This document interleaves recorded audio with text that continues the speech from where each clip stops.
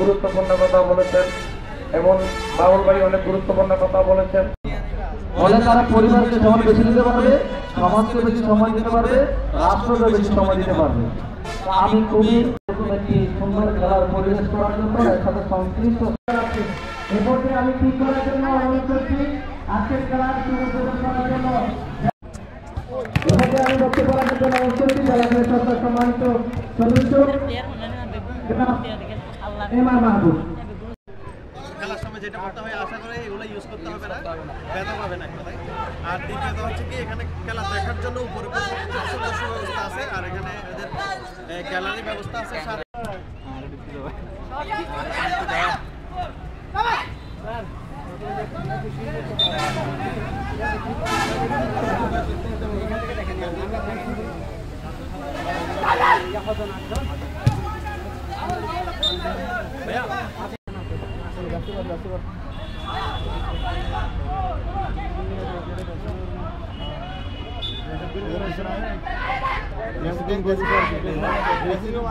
দিছে আপনারা কি আপনারা